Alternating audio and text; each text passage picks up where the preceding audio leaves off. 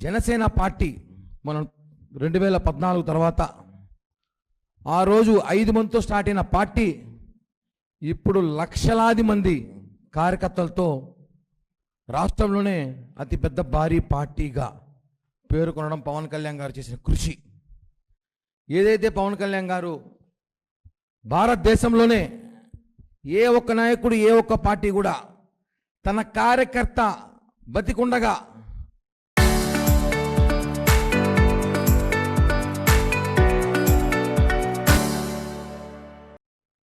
చేయడం గొప్ప కాదు.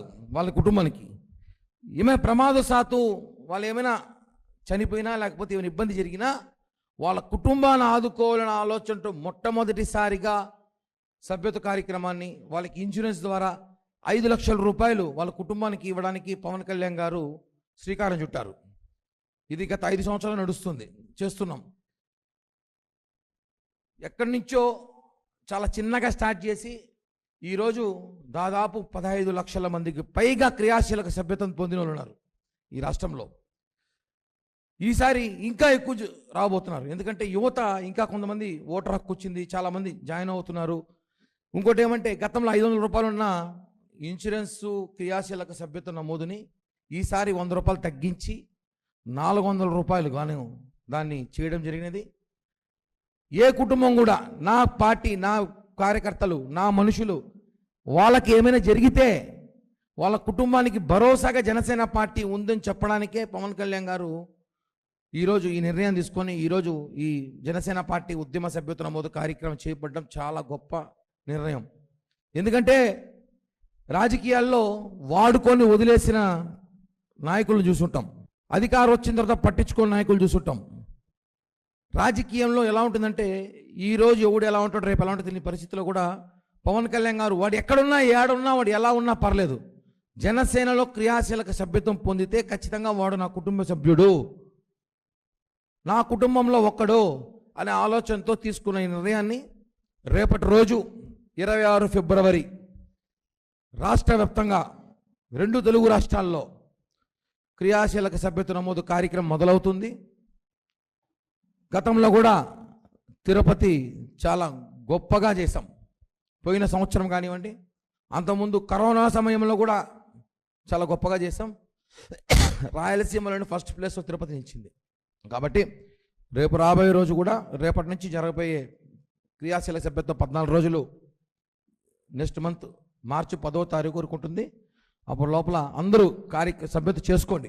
పవన్ కళ్యాణ్ గారి అభిమానులు, జనసేన పార్టీ కార్యకర్తలు, వీర మహిళలు, ఈసారి ఇంకా ఫెసిలిటీస్ 60 ఏళ్ళ పైబడిన వారికి కూడా, ఎందుకంటే జనసేన పార్టీలో ఈ మధ్యకాలంలో 70 ఏళ్ళు 75 ఏళ్ళ ముస్లిం వాళ్ళు కూడా మా పార్టీ కార్యకర్తలుగా మారాలని అడుగుతున్నారు మమ్మల్ని.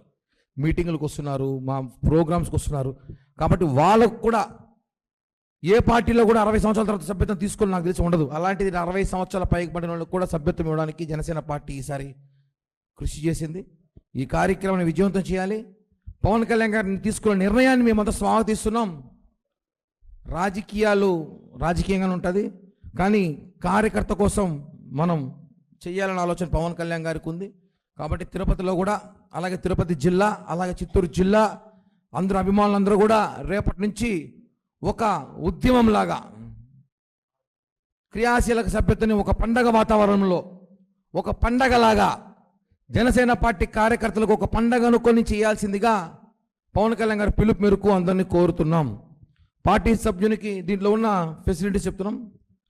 పార్టీ సభ్యుని గుర్తింపు, గౌరవం, పార్టీ కార్యక్రమాల్లో ప్రాధాన్యత, పార్టీ కమిటీలో బాధ్యతలు అప్పగించేందుకు సభ్యత్వం తప్పనిసరి, సభ్యత్వం ఉన్నవారికి మాత్రమే నాయకత్వ బాధ్యతలు, నాయకత్వ ట్రైనింగ్, నాయకులకు ఎదిగే అవకాశాలు, 5 లక్షల రూపాయల ప్రమాద బీమా ద్వారా కుటుంబానికి భరోసా. ఇప్పటికే కొన్ని వేల మంది ప్రమాద బీమా తీసుకున్నారు, మనం చూసుంటాం. ప్రతి నెల ఎలా లేకపోయినా 250 నుంచి 300 మందికి మేము ప్రమాద బీమా పథకం ఇది ఇస్తున్నాం. ఈ 5 లక్షల రూపాయలు భరోసా ఇస్తున్నాం. చాలామంది తెలియదు విషయం. ఇప్పటికీ కొన్ని వేల మంది కుటుంబాలను ఆదుకున్నాం.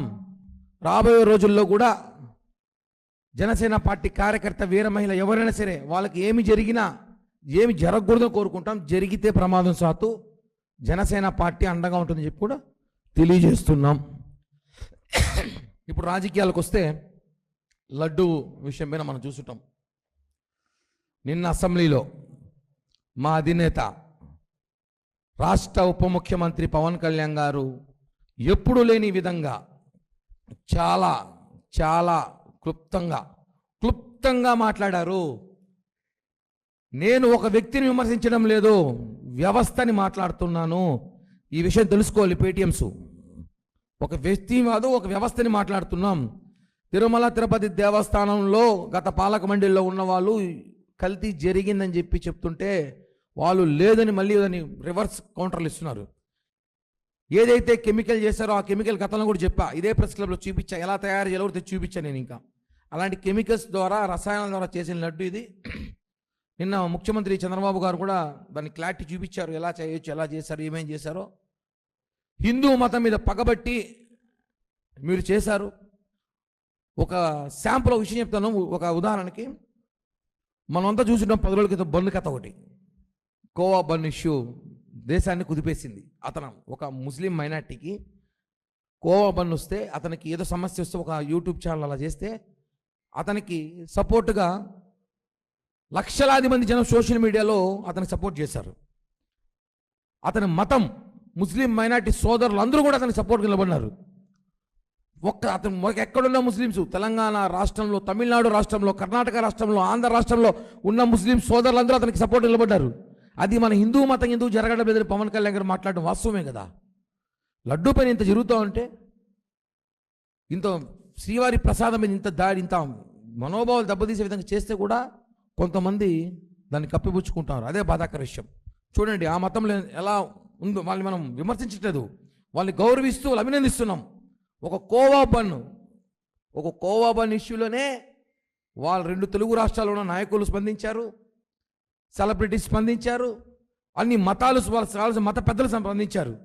మనకి జరగకపోవడం మన దురదృష్టకరం.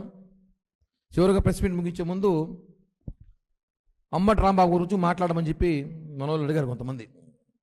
నేను ఒకటే అంటున్నా, జగన్మోహన్ రెడ్డికి నిజంగానే కాపుల మీద ప్రేమ, కాపు టైగర్ అని చెప్పుకుంటున్న అంబటి రాంబాబు, కాపు టైగర్ అని చెప్పుకుంటున్న అంబటి రాంబాబు చెప్తున్నాం, మీరు నిజంగా కాపుల మీద ప్రేమ ఉంది, అంబటి రాంబాబు మీద ప్రేమ ఉంది, మిగతా కాపుల మీద ప్రేమ ఉంది, మీ కాపులకి పక్షాన నిలబడే పార్టీ అయితే వైఎస్ఆర్ కాంగ్రెస్ పార్టీ అధ్యక్షుడిగా అంబటి రాంబాబు తీసుకోగలుగుతారా? రేపు ఒకవేళ భవిష్యత్తులో గెలిస్తే, ఒక 20 ఏళ్ళకు 30 ఏళ్ళకు గెలిస్తే మీరు అంబటి రాంబాబును ముఖ్యమంత్రిని చేస్తారా? కాపుల మీద ప్రేమే కదా, ఆయన కాపు టైగర్ కదా, ఇంకెవరు లేరు కాపులు అక్కడ, మీకు ఆయన ఒక్కడే ఉన్నాడు కాపులు.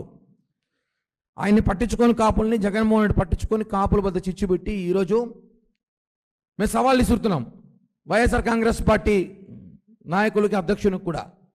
మీకు నిజంగానే కాపుల మీద ప్రేమ ఉంది, కాపుల పక్షాన ఉన్నామంటే అంబటి రాంబాబును ముఖ్యమంత్రి ప్రకటించండి, పార్టీ అధ్యక్షుని చేయండి. మీరంతా కింద పనిచేయండి, ఆయన కింద ఏమవుతుంది, కాపు టైగర్ కదా, ఆయన టైగర్ కింద పనిచేయడం తప్పేం కాదు కదా.